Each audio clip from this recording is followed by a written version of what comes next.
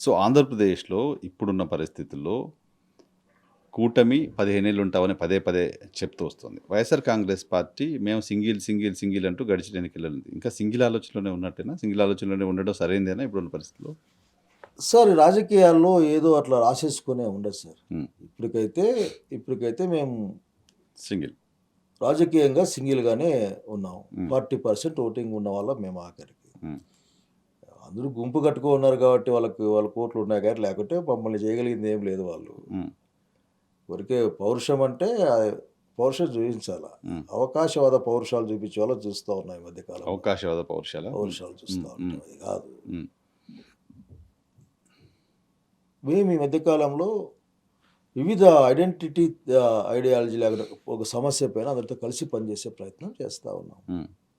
అంతవరకు వైఎస్ఆర్సీపీలో ఈ రోజున జరుగుతూ ఉంది. హుహు. వివిధ పక్షాలతో, వివిధ పార్టీలతో, వివిధ గుంపులతో కలిసి ప్రజల కోసం పనిచేస్తూ ఉన్నాం. హ్మ్.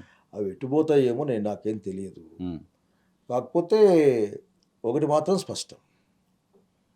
ఈ చంద్రబాబు నాయుడు గారి ప్రభుత్వానికి అంటే ఐ మీన్ ఎన్డీఏ ప్రభుత్వానికి లేకుంటే చంద్రబాబు నాయకత్వంలోని బీజేపీ జనసేన ప్రభుత్వానికి కౌంట్ డౌన్ స్టార్ట్ అయిపోయింది సార్. హుహు.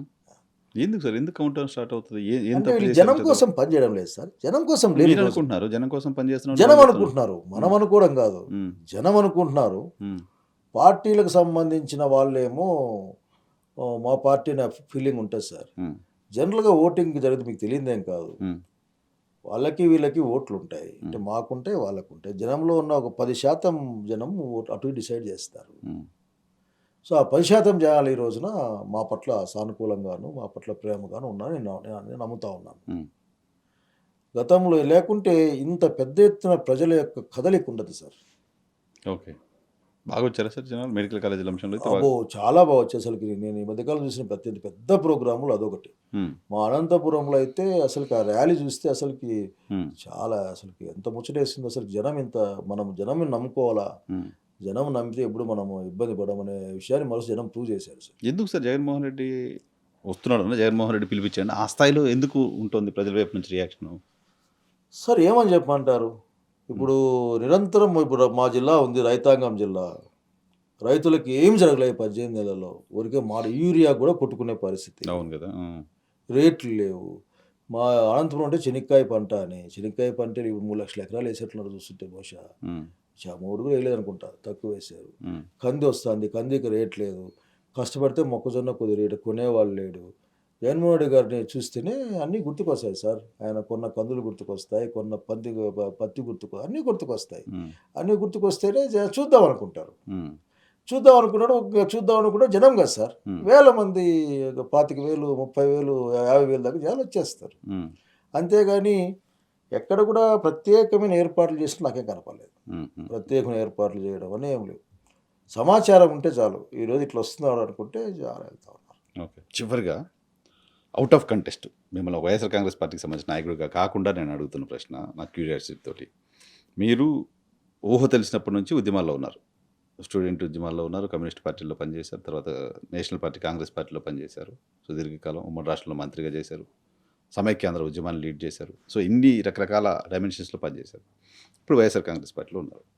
వైఎస్ఆర్ కాంగ్రెస్ పార్టీలో సంస్థాగతంగా పార్టీ నిర్మాణం పరంగా మీకు కనిపించిన అంశాలేంటి?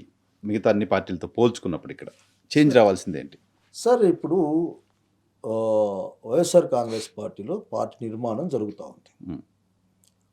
బహుశా సక్సెస్ అయితే వన్ ఆఫ్ ద స్ట్రాంగెస్ట్ నెట్వర్క్‌ల నిర్మాణం ఉన్న పార్టీగా మారిపోద్ది. ఇప్పుడు జరుగుతోంది. ఇప్పుడు జరుగుతుంది. ఇప్పటి వరకు లేదది. నేనొచ్చింది అదే మీరు మీ 6 నెలల అబ్జర్వేషన్ గురించి నేను 8 చెప్తున్నారు. మంత్సే కదా ఆ! సార్. ఆ! నేను 8 మంత్స్, 9 మంత్స్ అయింది వచ్చి నేను పార్టీలోకి. హ్మ్. వచ్చిన తర్వాత ఒక 4, 5 మంత్స్ బ్యాక్ నుంచి నిర్మాణం గురించి ప్రోగ్రామ్స్ వస్తున్నాయి గానీ, హ్మ్. నిర్మాణం ఎట్లా అంటే చివరికి గ్రామ స్థాయి వరకు కూడా కమిటీలు వేయాలి. హ్మ్. గ్రామ స్థాయిలో కూడా అసలుకి వీలైతే ఎస్సీ, ఎస్టీ, బీసీ, మైనారిటీ కమిటీలు వేయాలి. హ్మ్. మహిళలు, యూత్ ఖచ్చితంగా వేయాలి. హ్మ్. అంటే ఇట్లా దాదాపు ప్రతి విలేజ్‌లో కూడా ఒక యూనిట్‌ని తయారు చేయాలి. హ్మ్. యూనిట్ అనుసంధానించబడాలి. ఇది అని అంటే అంటే చివరి స్థాయి వరకు కూడా party cadre recognised party cadre. మరి హ్మ్. ఊరికే మేము మామూలు చెప్పుకుంటూ ఉంటాం కదా! అట్లా హ్మ్. కాకుండా హ్మ్. రికగ్నైజ్డ్ పార్టీ క్యాడర్‌ని ఏర్పాటు చేయాలన్నది ఈ పార్టీ పనిచేస్తా ఉంది. హుహు. బహుశా ఈ సంక్రాంతికి అనుకున్నారు కానీ బహుశా కొద్దిగా డిలే అయింది. ఈ కోటి సంతకాలు దాంతో అట్లా హ్మ్. మా ఇంట్లో వాళ్ళకి. ఉమ్, డెఫినెట్గా ఒక 5-6 నెలల కాలంలో లేకుంటే ఉగాది కల్లా నీకు ఒక పటిష్టమైన స్ట్రక్చర్ వచ్చేస్తుంది. స్ట్రక్చర్ వచ్చేస్తుంది. ఉమ్, దాన్ని ఎట్లా ట్రైన్ చేసుకుంటాం అన్నది పార్టీ ఆలోచిస్తుంది. ఉమ్, బిఎల్ఎస్ని మనం చూసా నేను. బిఎల్ఎస్ 80% బిఎల్ఎస్ మా దగ్గర ఉన్నారు. ఉమ్హు, చిన్న విషయం కాదు అది. ఉమ్, ఉమ్, 80% బిఎల్ఎస్. ఉమ్, కొన్ని ప్రాంతాల్లో డిస్కషన్ లేకపోయిన ఇట్లున్నారు ఆఖరికి. సో వైఎస్ఆర్సీపీ క్యాడర్ బేస్డ్ పార్టీగా త్వరలోనే మారబోతా ఉంది. ఉమ్, ఉమ్, లీడర్ జగన్మోహన్ రెడ్డి గారు దాని పట్ల ప్రత్యేకమైన శ్రద్ధ చూపిస్తూ ఉన్నారు. ఉమ్హు, ఆయన పదే పదే చెప్తుంటారు ఆఖరికి 15 లక్షల సైన్యాన్ని నేను తయారు చేస్తూ ఉన్నాను అని. ఉమ్, ఆ సైన్యం అంటే పార్టీ క్యాడరే sir. Um, um, um. So there is no doubt ఇది క్యాడర్ బేస్డ్ పార్టీగా, ఒక డిసిప్లిన్డ్ క్యాడర్ బేస్డ్ పార్టీగా ఇది ఉండబోతుంది. ఒక పెద్ద గ్యాప్ కనిపిస్తుంటుంది సార్. జగన్మోహన్ రెడ్డి అక్కడికి వస్తున్నారంటే విపరీతంగా జనాలు రావడం కనిపిస్తుంది. జగన్మోహన్ రెడ్డి జనం ఆయన వెళ్ళిపోగానే మళ్ళీ ఎంత వెళ్ళిపోతారు. ఆ కింద నెట్వర్క్కి కింద పార్టీ నాయకత్వానికి ఈ వచ్చిన జనాలందరితోటి కమ్యూనికేషన్ లేదు లాంటి ఒక ఇంప్రెషన్ ఉంటుంది. అంటే మీరు ఒకటి అర్థం చేసుకోవాలి సార్. అంటే మీరనే కాదు, మనం ఒకటి అర్థం చేసుకోవాలి. ఒక్కొక్కరు పోతే ఒక్కొక్కరు వస్తారు. ఉదాహరణకి మీరు పోతే 1000 మంది రావచ్చు. ఉమ్, మీ దగ్గర పనిచేసే వాళ్ళు పోతే 10 మంది రావచ్చు. ఉమ్, సో 990 మంది మిస్ అయ్యి అనుకోకూడదు. ఉమ్, అది మీ అకౌంట్, మీ ఇమేజ్ అది. ఉమ్, ఇప్పుడు మా నాయకుడు వస్తే 1000 మంది రోడ్లోకి పిలవకనే వచ్చేస్తారు. ఉమ్, లేక నాయకుడి పేరు చెప్పి ప్రోగ్రాం చెప్పినా కానీ 1000 మంది వచ్చేస్తారు. ఉమ్, అది గ్యాప్ ఏం కాదు. Hmm. ఒక్కొక్కరికి ఒక్కొక్క దాన్ని ఏమంటారు అంటే కలిసే లక్షణం ఉంటుంది. ఉమ్, దాన్ని ఎట్లా చూస్తాం మనం? ఉమ్, దాన్ని ఏం చూడలేము. ఉమ్, ఇప్పుడు సో అది బలహీనత కాదు, అది ఉమ్, అది బలం అది. ఉమ్. అంటే ఆయన కోసం ఆయన వచ్చినప్పుడు వచ్చిన జనాలందరినీ పార్టీ లైన్లో నడిపించడానికి స్థానిక యంత్రాంగానికి ఒక నెట్వర్క్ కావాలి కదా, వీళ్ళతో ఆ కమ్యూనికేషన్. నెట్వర్కే కదా ఇప్పుడు what we're doing now. Hmm. మేము చేసే నెట్వర్క్ అంతా కూడా అసలుకి ఎప్పుడైనా సరే ఒక 15-16 లక్షల మంది ఏకకాలంలో రెస్పాండ్ అయ్యే విధంగా ఉండాలి ప్రజల కోసం పిలిపించినా సరే అని. కనీసం ప్రతి కాన్స్టిట్యున్సీకి 5-6 వేల మందిని దాంట్లోకి ఇంక్లూడ్ చేస్తూ ఉన్నారు. 8,000, 9,000 అట్లా వస్తూ ఉన్నారు. ఉమ్, ఉమ్, కాబట్టి డెఫినెట్గా hoping that YSR Congress party strong cadre based పార్టీగా మారుతుంది కూడా. దానికి ఆ లక్షణం ఉంది. ఎందుకంటే తెగింపున్న క్యాడర్ అక్కడ ఉంది. ఉమ్. అవునా? ఇది కమ్యూనిస్ట్ పార్టీలో ఉన్న నాయకత్వం క్యాడర్ కంటే కూడా తెగింపు కనిపిస్తుందా? సార్ నేను ఈ మాట కంపారిజన్ కాకపోయినా. కంపారిజన్ కరెక్ట్ కాదు, కానీ ఉమ్, నేను కంపేర్ చేయదలుచుకోలే. కానీ మీకు అనిపించదు ఏంటి అసలు జగన్మోహన్ రెడ్డి పోతే ఇంత జనాలు ఏంది ఆఖరికి పరిగెత్తుంటారు? ఎందుకు సార్? బయటకు ఏముంటుంది? ఆయన పెద్ద పోతుంటారు. అద్భుతమైన స్పీకర్ కాదు, నాకు తెలిసి జగన్మోహన్ రెడ్డి అద్భుతమైన స్పీకర్ కాదు. నేను ఎందుకు జగన్మోహన్ రెడ్డి గారు ఎందుకు ఓడిపోయారో నాకు అసలు అర్థం కాదు. దగ్గర పోయే కొద్దీ నాకు అర్థం కాదు సార్. ఉమ్, ఎందుకంటే ఎక్కడికి పోయినా వేల మంది ఉమ్, అసలుకి గుండెలు బాదుకునేవాడు, చూసి ఏడ్చేవాడు, నవ్వేవాడు. ఆఖరికి ఒకే ఒక అంటే వార్ క్రై లాగా జై జగన్ అని ఒక వార్ క్రై ఉమ్, ఉమ్, అంతే. అదొక మంత్రము, వార్ క్రై లాగా, యుద్ధ కేకలాగా జనాలు. అసలుకి నాకు ఎప్పుడు చాలా చెప్తా జగన్మోహన్ రెడ్డి గారికి అసలుకి నాకు అర్థం కాదు ఇప్పుడు ఎందుకు ఓడిపోయాడు అసలుకి. ఎందుకంటే అంతమంది ఉమ్, ఓన్లీ యూత్ అనే కాదు, ఆల్ సెక్షన్స్. ఉమ్, ముసలి వాళ్ళు కూడా ఆఖరి రోడ్డు వీళ్ళు కూడా వెయిట్ చేస్తారు ఆయన కోసం. ఉమ్, ముసలి వాళ్ళు, ఉమ్, ఇది ఆడపిల్లకాయలు, మగ పిల్లకాయలు, అసలు చిన్న పిల్లకాయలు అందరూ ఆఖరికి పరిగెత్తుకొని వస్తుంటారు. ఉమ్, ఆ బండి అంటే పరిగెడుతుంటారు. ఉమ్, ఉమ్, ఉమ్, ఉమ్. అవును, చూస్తుంటారు. చూశారు కదా మీరు, ఆ బండి అంటే పరిగెడుతూ ఉంటారు. ఉమ్, కాబట్టి నేను అది నిజంగా బహుశా ఆయనకి అది ఇది ఈజ్ ఓన్లీ జగన్మోహన్ రెడ్డి. దానికి ఇంకొక నేను చాలామంది చూశాను సార్. నేను చాలా మంది లీడర్లతో పనిచేశారు. చాలామంది చేశాను.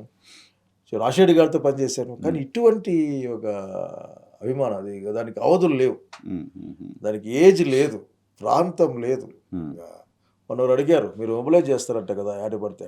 ఉమ్, రాష్ట్రంలో ఏ మూలకైనా ఒక 1,00,000 మందిని మొబిలైజ్ చేసే శక్తులు నాయకులు ఉన్నారంటే ఏమనుకుంటున్నారు సూర్యట కానీ? ఉమ్. అంతే కదా, అది కూడా స్ట్రెంత్. ఏమనుకుంటున్నారు అంటే ఏ మూలకైనా 1,00,000 మందిని మొబిలైజ్ చేయగలడు తన పేరు అనుకుంటే కనుక మొబిలైజేషన్ లేదు, ఏం లేదు. హైదరాబాద్లో కూడా మొబిలైజేషన్ అనేది కదా ఏం లేదు సార్. నేను చూశాను సార్. నేను దగ్గరికి వెళ్ళాను, దగ్గరికి పోలేకపోయాను నేను. హైదరాబాద్లో అది ఎయిర్పోర్ట్కి వెళ్ళా. ఆ పిల్లకాయలు దాటికి మనం తట్టుకోలేము సార్. మనకి ఆల్రెడీ మనకి మధ్యలో జనరేషన్ వచ్చేసింది. ఉద్యోగస్తులు, ఐటీ బ్యాచ్ వచ్చింది, కంప్యూటర్లు ఉన్నాయి వాళ్ళ బ్యాగుల్లో. ఆ రోజు మెయిల్ పెట్టినామన్నా అంటున్నారు. నా కాన్షియస్లో కనపడి ఏరా వచ్చేదా ఎట్లా అంటే జగన్ వస్తే ఎట్లన్నా గారికి ఎట్లా వచ్చి అంటే మెయిల్ పెట్టేసినాను, ఇన్ఫర్మేషన్ ఇచ్చినారన్నా జగన్ వస్తున్నా అని. అంతే పాసింగ్ ఇన్ఫర్మేషనే, మ్మ్. ఇంకా దాంట్లో ఇంకేంది లేదు. మ్మ్. ఇప్పుడు మొన్న బర్త్డే జరిగింది, మ్మ్. అవును. అసలుకి అన్ఇమాజినబుల్ కదా. మ్మ్. కేవలం నా కాన్స్టిట్యున్సీలోనే దాదాపు ఒక 4-5 వేల మంది గుమికూడడం, ఒక 760 మందో 750 మంది పైగా రక్తదానం చేయడం. మీ కాన్స్టిట్యూన్సీలో 700 పైగా ఆ, రక్తదానం చేశారు. మరి మ్మ్. 760 అనుకుంటాను సార్, 60 మ్మ్. 50 రోజులు లేకపోయినా. అక్కడ నేను ఎప్పుడు చూసిన సంఘటన అక్కడ చూశాను సార్. ఏంటంటే మ్మ్. నువ్వు బెడ్ మీద పడుకుని బ్లడ్ ఇస్తా అంటే తొందరగా కానీ నేను పడుకోవాలా అనే ఒక రక్తం బట్టి పరిగెత్తిపోతారు కదా, మ్మ్. అట్లేదు అక్కడ. మ్మ్. జగన్ రెడ్డికి మేము రక్తం ఇస్తా ఉన్నామనే ఒక ఫీలింగ్, మ్మ్. అది నేను చాలా స్పష్టంగా చూశాను. మ్మ్. అట్లా పీక్కోవడం లాక్కోవడం ఫస్ట్ టైం చూశాను నేను. నువ్వు లే ఏ, బాయ్, మరి. ఇంకా ఎంతసేపు ఉంటావు, లే నువ్వు సార్ చాలే సార్ వీడికి అనేవాళ్ళు ఇట్లా. మ్మ్. సో దీన్ని దాన్ని చూడలేక కదా అతన్ని చేద్దామనే కదా పాపం చంద్రబాబు నాయుడు మిగతా వాళ్ళు మాట్లాడుతూ ఉంటారు. మ్మ్. మ్మ్. మీరు ఎందుకు ఇలా అనేది, మీరు ఇచ్చిండొచ్చు కదా అనేది, మ్మ్. మ్మ్. అవన్నీ ఏమి ఉండవు సార్ ఇక్కడ. కాబట్టి అమరావతి ఒక ఇష్యూ, మన అవేంటివి సార్ అవి విశాఖపట్నంలో ఏం కొండలు అవి, ఋషికొండ. ఋషికొండ, ఈ రెండు చాలు సార్ అసలుకి. అసలు కేవలం ప్రచారం అనేది ఎంత గొప్పగా చేయగలరు. ఇప్పటికి కూడా ఋషికొండ గురించి మాట్లాడితే ప్యాలెస్లు అంటారు ఆఖరికి. ఎవడి ప్యాలెస్లు? మ్మ్. మ్మ్. మ్మ్. ఆంధ్రప్రదేశ్ ప్యాలెస్, ఆంధ్రప్రదేశ్ రాష్ట్ర ప్యాలెస్ ప్యాలెస్లు. అంతే కదా. ఆ ప్యాలెస్లు నువ్వు ప్యాలెస్లాగా పెట్టలేక, మ్మ్. ఆ ప్యాలెస్లు నువ్వు ఇంకేదో కారణంతో నువ్వు ఏంది వాళ్ళకి ఏది లాడ్జీలకు అదని అంటారు హోటల్ హోటల్స్కి ఇస్తున్నారు. ఇది ఇస్తామని ఒక వార్త వస్తూ ఉంది, ఏదో కమిటీ అయిపోయింది అట్లా ఇట్లా అని. మ్మ్. ఆయన కూడా బహుశా ఒక ఎమ్మెల్యే బీజేపీ వ్యతిరేకిస్తుంది, లోకల్స్ తో మాట్లాడాలి కదా. ఎమ్మెల్యే విష్ణు విష్ణుకుమార్ రాజు గారు అనుకుంటాను. సో మాతో మాడకుండా మీరే కూర్చొని ఎట్లా చేస్తారా అని కూడా మాట్లాడుతూ ఉన్నారు. అవును, అవును. సో సో సో ఏకపక్షంగా ఎక్కడో ఎంతో ఆలోచించబడతా ఉంది, ఏదో అమలు చేయబడతా ఉంది. ఆంధ్రప్రదేశ్ రాష్ట్రంలో ఉన్న ప్రజల ఆస్తుల్ని ప్రైవేట్ పరం చేసేందుకోసం, I won't say conspiracy, but ఏదో ఒక ఆలోచన మాత్రం జరుగుతోంది sir. Right sir, thank you very much Shailajanand garu మా కోసం సమయం కేటాయించినందుకు. ఇది శైలజానంద్ గారితో స్పెషల్ పాడ్కాస్ట్. చూస్తూనే ఉండండి.